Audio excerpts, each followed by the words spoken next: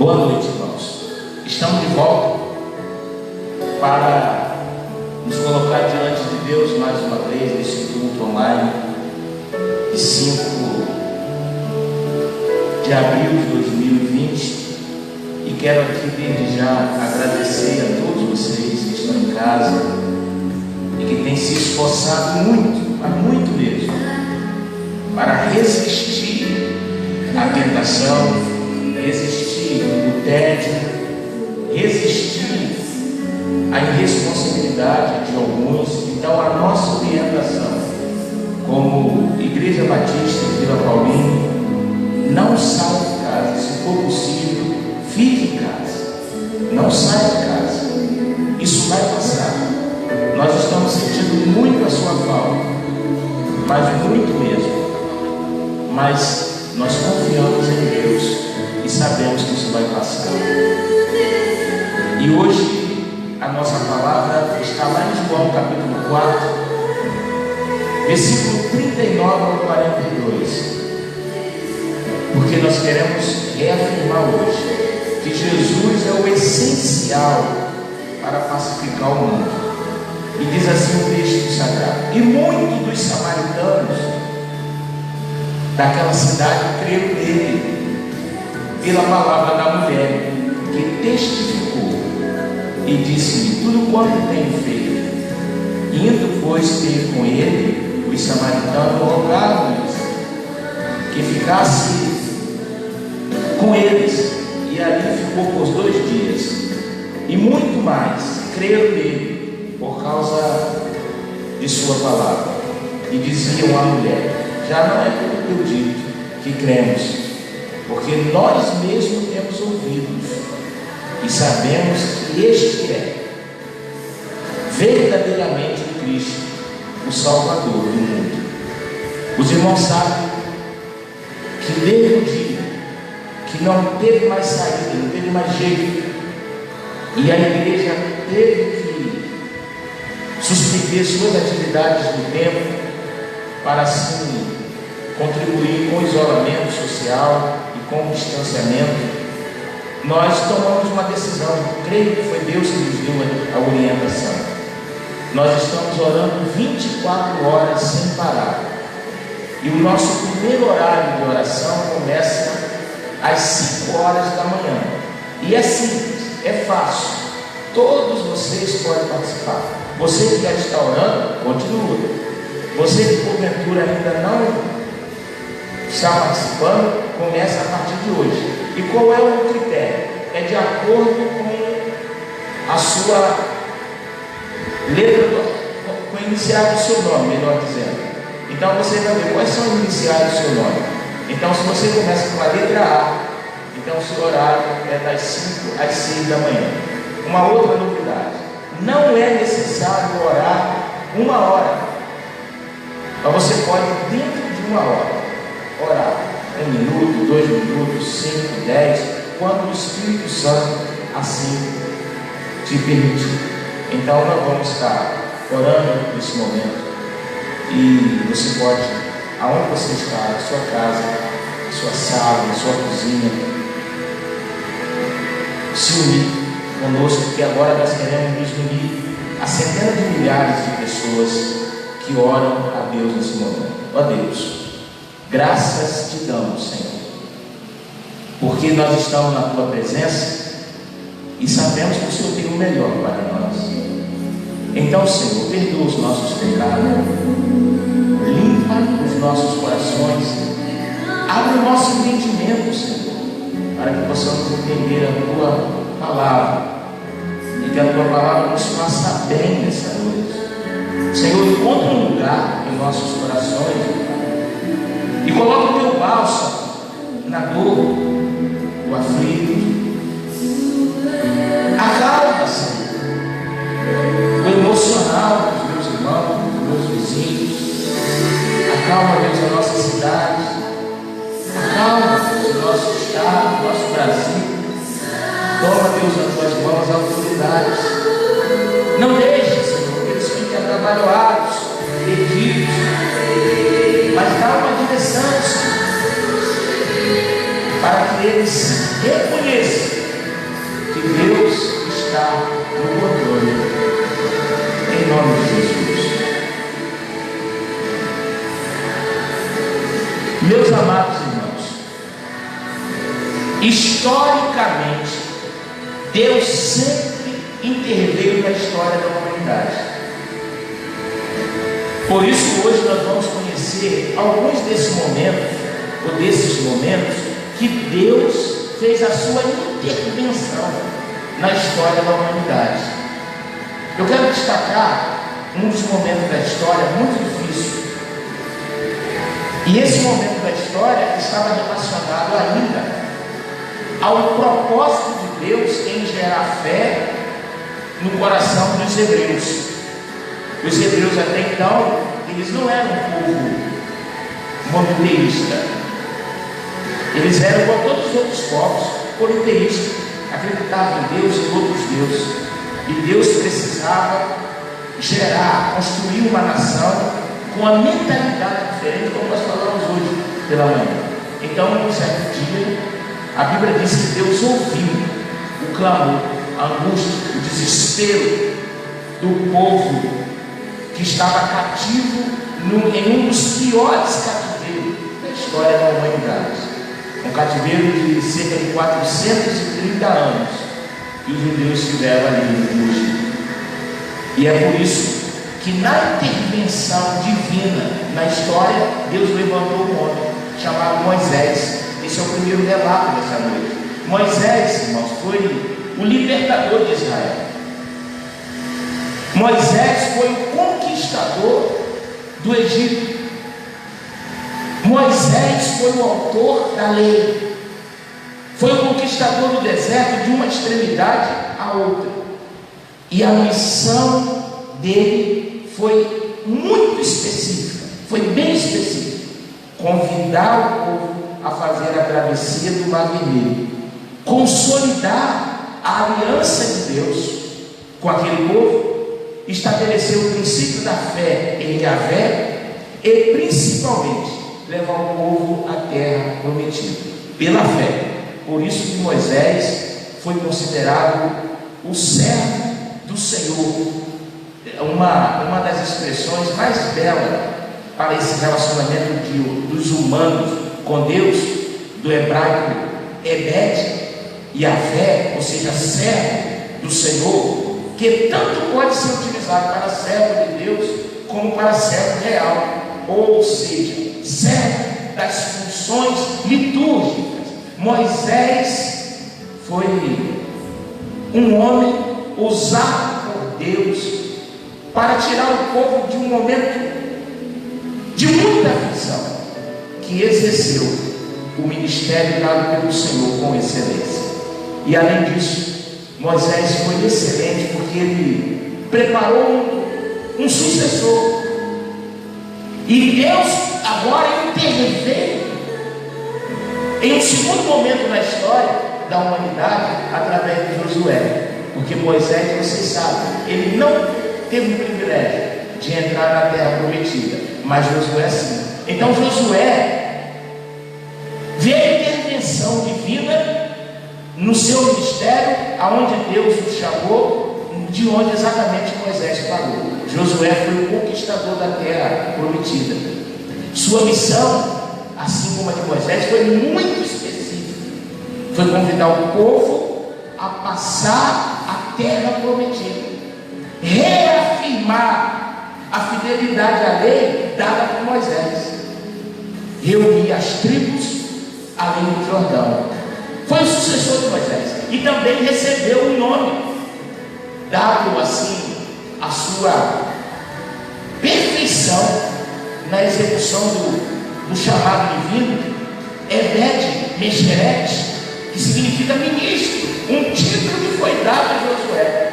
Então eu quero dizer para vocês que um dos motivos da gente se reunir, fazer um esforço danado para expor a palavra de Deus, encorajar, fortalecer, é exatamente reafirmar, levar você a reafirmar a sua aliança com Deus, reafirmar o seu pacto de lealdade, de fidelidade com porque os dias são difíceis sim, mas você não pode deixar desfalecer a sua esperança, a sua fé, a sua paixão pelo Senhor. Por isso que Jesus é essencial para a humanidade.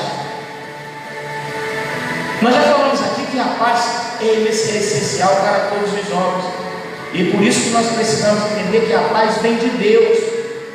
A paz verdadeira vem do Senhor. Não havia possibilidade dos judeus e os samaritanos, voltando ao texto que nós lemos, que é mais um momento, aqui o terceiro momento em que Deus intervém na história, se relacionarem, porque eles eram inimigos. No entanto, Jesus decide passar de Samaria para pacificar o coração das pessoas daquele lugar, porque os samaritanos aprenderam sobre Deus, mas misturavam a adoração a Deus com a adoração a outros deuses, enquanto que os judeus desprezavam os samaritanos porque eles distorciam as escrituras. E este é o momento que precisamos voltar o nosso coração para Deus. Olha que coisa interessante, irmãos. Nós dos evangélicos precisamos aprender com essa crise. Precisamos aprender com essa sequidão. Porque nós às vezes temos nos fechados dentro da nossa redoma, dentro da nossa espiritualidade, ou dentro da nossa prática religiosa, e não temos olhado para a vida das pessoas que não têm espiritualidade, que não têm uma prática religiosa, que não têm o hábito de buscar a Deus.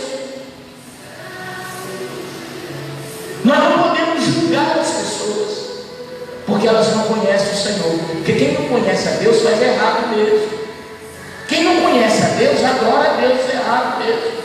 Mas nós que somos conhecedores não podemos fazer como os judeus, ou seja, discriminar ou desprezar as pessoas achando que elas fazem errado porque elas querem fazer errado. As pessoas fazem errado porque elas não conhecem. Então lá em João 4, 25 e 26 tem um registro desse diálogo da mulher samaritana com Jesus. E a mulher disse: eu sei que é o Messias, e que se chama o Cristo, e que um dia virá, quando ele vier, nos anunciará tudo. Jesus então lhe disse: eu sou o que falo contigo.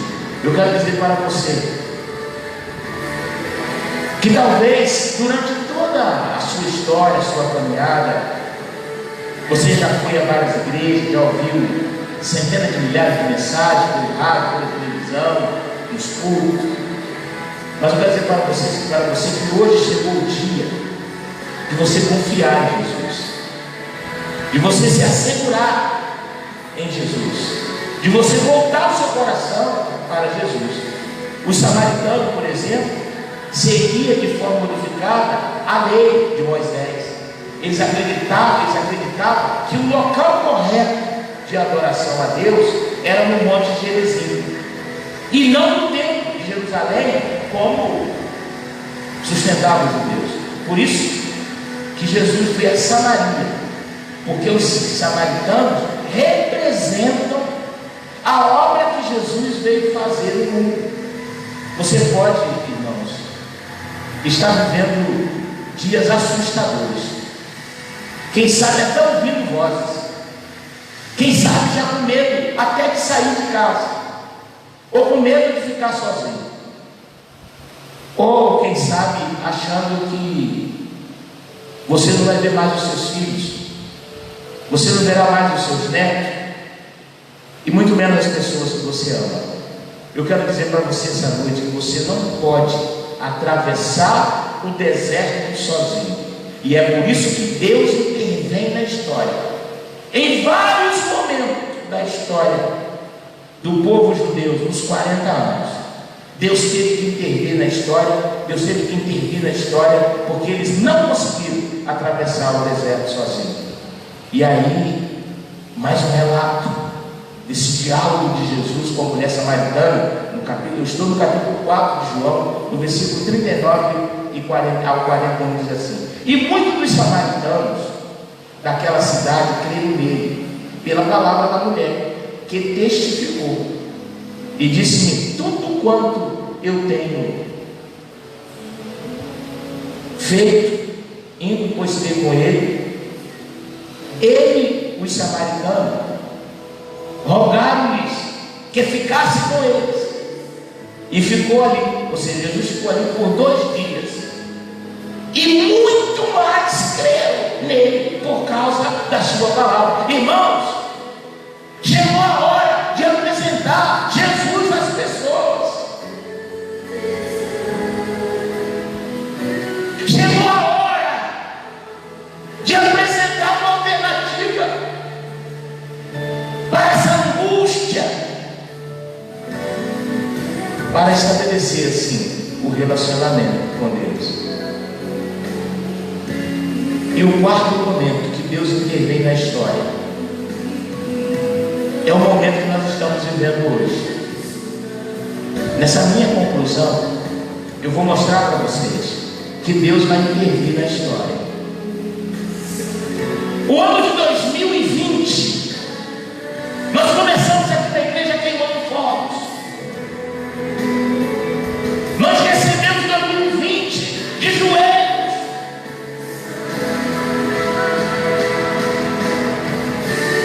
Nós recebemos 2020 pedindo as bênçãos de Deus. Mas ninguém estava preparado para o que estava para acontecer. E antes que chegasse a meados do ano, nossos planos foram desfeitos, nossos sonhos foram roubados, nossa esperança desfaleceu. E é por isso que agora eu creio, e por revelação de Deus, pelo que diz a palavra, nós vamos compartilhar que chegou o momento em que Deus vai intervir na história da humanidade em 2020. Enquanto que os cristãos precisam saber qual a finalidade de sua vida no mundo. Você é igreja espalhada pelos 4 cantos da terra. Chegou a hora de você saber qual é o seu lugar, de saber qual é a finalidade da tua fé, saber qual é a finalidade da tua vida no mundo que estamos vivendo hoje. Porque Moisés foi o libertador de Israel, sim. Moisés foi o conquistador do Egito, sim. Moisés foi o autor da lei, sim. Josué foi o conquistador da terra prometida, sim. Reafirmou a lei dada para Moisés, reuniu as tribos além do Jordão. Então, mas no entanto, Jesus foi o libertador dos homens. Moisés fez tudo certo, mas não foi o suficiente. Josué foi impecável, mas não foi o suficiente. Oh Deus! E aí Deus manda Jesus, porque Jesus é o suficiente. Se a guerra vai escrever, se necessário for, se a guerra do meu aparelho de celular agora, se necessário for, se a guerra da vassoura, se a guerra de alguma coisa, se necessário for, mas Jesus é o suficiente, porque Ele é o libertador dos homens. Oh,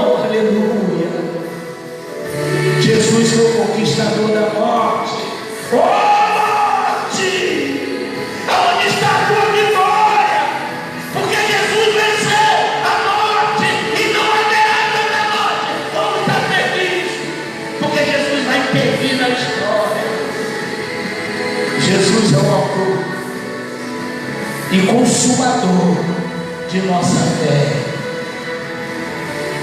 Jesus é o autor da nova aliança, e a sua missão foi bem específica.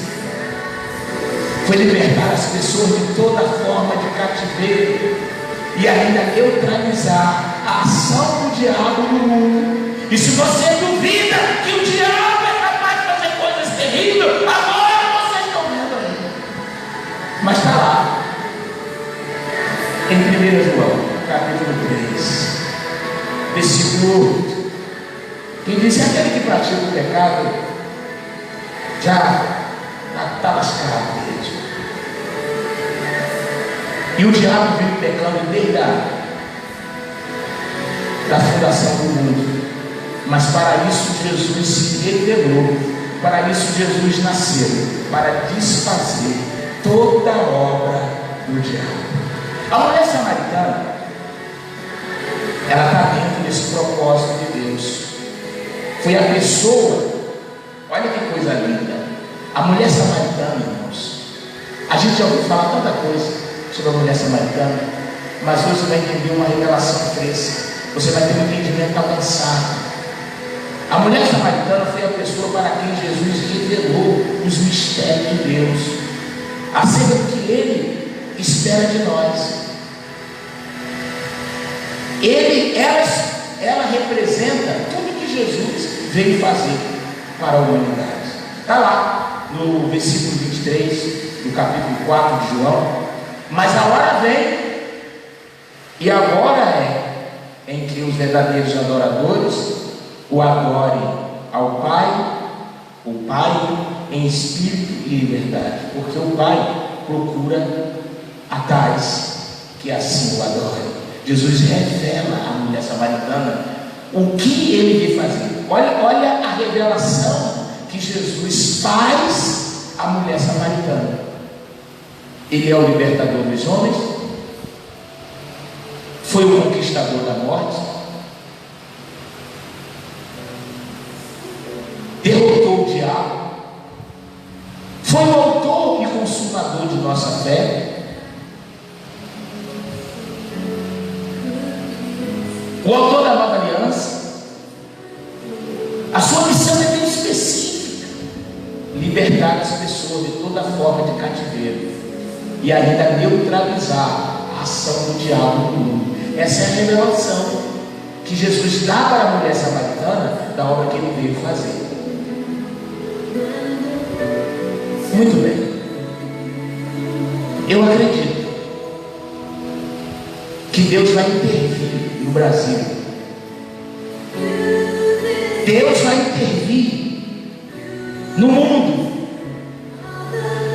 Deus vai intervir na sociedade. E eu vou dizer para vocês quais são os recursos que Deus vai utilizar para intervir. Deus vai intervir no mundo, na sociedade, através da ciência.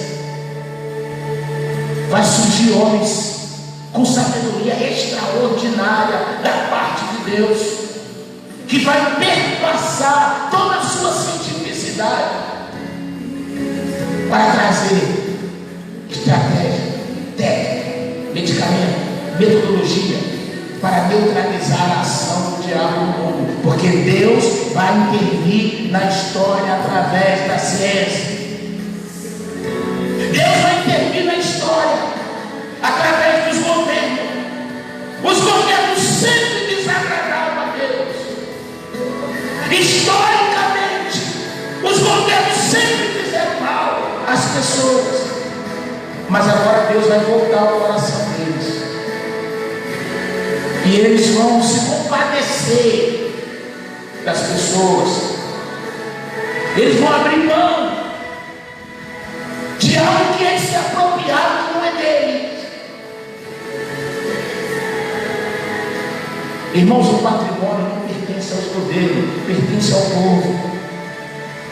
Mas os governos se apropriaram e se tornaram mesquinhos, se tornaram avarentos, se tornaram malditos, e estabeleceram um sofrimento que agora nós estamos com condições mínimas na saúde. É porque historicamente nunca fizeram investimento na saúde.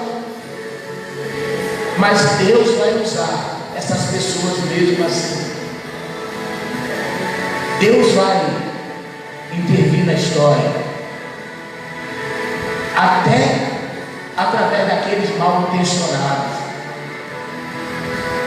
dos catastrofistas de plantão, dos que torcem pela catástrofe, pela desgraça, dos que tentam tirar proveito. Deus vai intervir na história, porque Deus é Deus e usa quem Ele quer do jeito que quer. O cara perverso vai querer fazer uma coisa e vai fazer outra.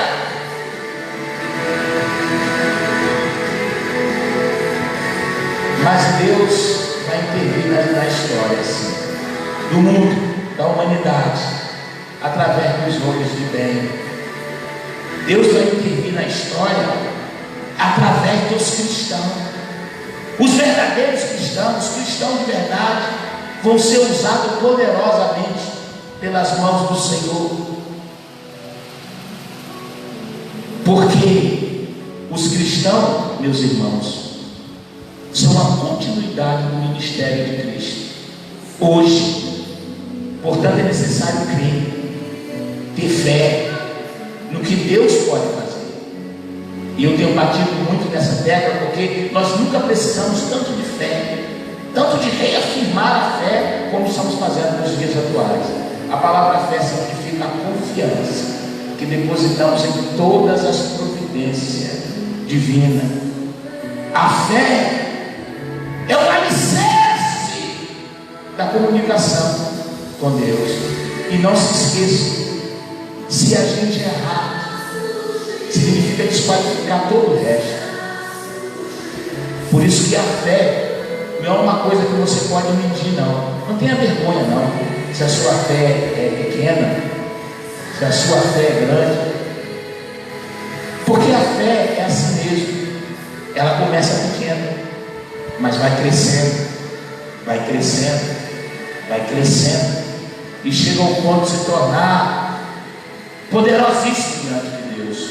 Hebreus 12, 2 e 3 diz assim: olhando para Jesus, o autor e consumador da fé, o qual pelo gozo que lhe estava proposto, suportou a cruz, desprezando a afronta, assentou-se à direita de Deus.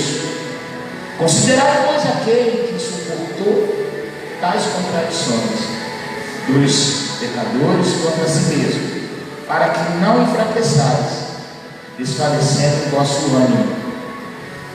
Irmãos, se nós somos igreja, se nós somos cristãos, somos a continuidade do ministério de Jesus para hoje, precisamos buscar a sabedoria de Deus para viver. Então, uma das qualidades de alguém que assumir esse compromisso de ser a continuidade do ministério de Cristo hoje na terra é buscar a sabedoria de Deus para viver. Porque a palavra sabedoria do hebraico, tushia, significa trabalho eficiente ou sabedoria prática. Porque toda sabedoria vem de Deus. Conforme Mateus 7, 24 e 25 diz assim: todo aquele, pois, que escuta as minhas palavras e as pratica, assemelhei ao homem prudente, que edificou a casa sobre a rocha, e desceu a chuva, e ali correram os rios, e assopraram os ventos, e combater aquela casa, que não caiu, porque estava edificada sobre a rocha. Eu quero falar aqui para os crentes da primeira igreja batista em Vila Paulina, que continua insistindo em desobedecer o apelo que essa igreja fez, que esse pastor fez, de evitar a aglomeração. Você não está vindo para a igreja, que a igreja está com suas atividades fechadas, mas você está indo para outra igreja. Aí lá você vai ser contaminado ou contaminar alguém. Você não está sendo sábio com a sua família. Você não está sendo sábia com a sua família. Com que cara? Você que é a mulher de Deus, o homem de Deus, que é a continuidade Jesus na terra, fica comprovado que você é tolo, não tem sabedoria. Espera, irmãos. Tenha um pouquinho de paciência. Isso vai passar. Esse seu desespero agora de buscar a Deus é só uma armadilha, porque nós não deixamos de ser crente, porque não podemos estar reunidos. Agora é uma pena, é uma vergonha, é motivo para realmente fazer uma moção de tristeza com os líderes religiosos que continuam insistindo em abrir a igreja achando que vai conquistar as ovelhas do rebanho do outro. Eu vou dizer para você, meu amigo, quem dá ovelha é Deus, quem dá rebanho é Deus. Não tem estratégia maior do que a estratégia da verdade, do poder de Deus, do fogo voltar, da sabedoria divina. É isso que segura a ovelha. Por isso que nós, como continuidade do ministério de Jesus, devemos ser pacificador. Temos que pacificar, irmãos, os ânimos. Que a palavra pacificador, do latim oris, significa pacificiente, pacifista, apaziguador, aquele que estabelece a paz. Quem busca pacificar, apaziguar, pacifista ou pacificador de conflito, ou seja, capaz de pacificar, de promover a tranquilidade que Deus pode dar. Foi isso que Jesus disse em Mateus 5, versículo 9: bem-aventurados, ou bem-aventurados os pacificadores, porque eles serão chamados filhos de Deus.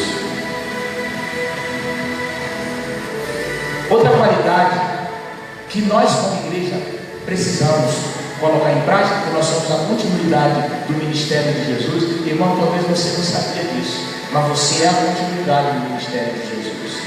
E se você entende isso, você tem que ser obediente, você tem que ser pacificador. Mas agora a palavra vai mais além. Você tem que ser consolador dos aflitos. A palavra consolo, do latim consolare ou consolare, significa reconfortar, aliviar, suavizar o sofrimento emocional, ou seja, as mágoas e tristeza que determinada pessoa esteja sentindo. Este será o nosso trabalho. Foi o que Jesus disse em João 6, 28 e 29. Você que está desesperado procurando igreja, você está desesperado, achando que a tua igreja vai ficar forte, vai ficar de pé, porque você está insistindo em não submeter ao apelo das autoridades, aos relatos, ao noticiário. Olha o que Jesus diz lá em Mateus 6, 28 e 29. E disseram-lhe os discípulos: o que faremos para executar as obras de Deus? E Jesus respondeu e disse: a obra de Deus é esta, que creais naquele que Ele enviou. Irmãos, a maior obra de Deus que você pode fazer hoje é crer que Jesus é enviado de Deus. Uma das qualidades de alguém que é a continuidade do ministério de Cristo é agir como se fosse o próprio Cristo, o Salvador. Porque as cidades estão como Samaria, de modo que as pessoas vejam a verdade da nossa fé. Irmãos, as pessoas precisam ver verdade na nossa fé. E começa a pedir para Jesus ficar em suas casas. Porque se você pedir, entra Jesus,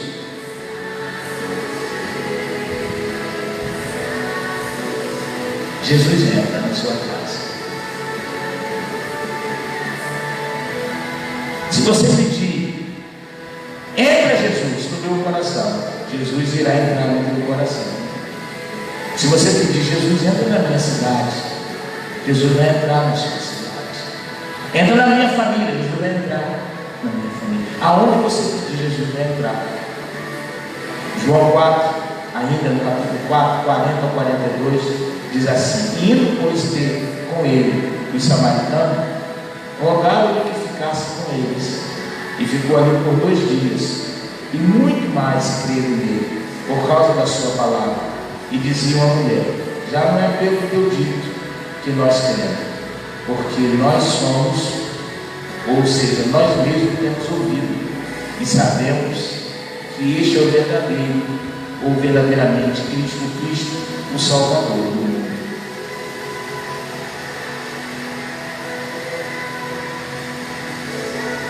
Vai ter um dia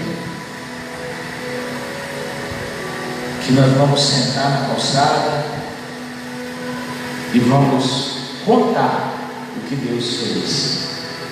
Só não esqueça que Deus vai intervir na história do Brasil.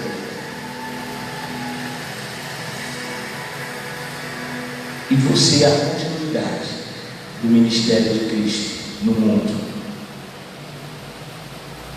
Que Deus nos abençoe. Antes da gente orar,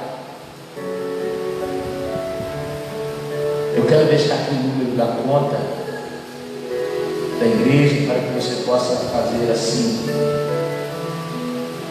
o depósito da sua oferta, do seu dízimo, e continuar, meu irmão, exercitando a sua fé. O banco da igreja está também nas mídias da igreja, é o Banco Santander, agência 3530,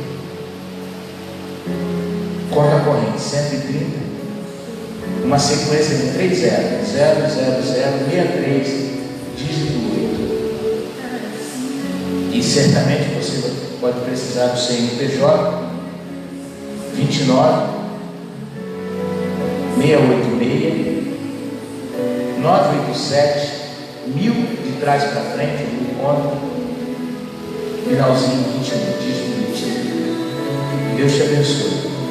Você tem uma noite abençoada pelo Senhor e uma semana na direção de Deus. Pai, neutraliza a ação do diabo no mundo.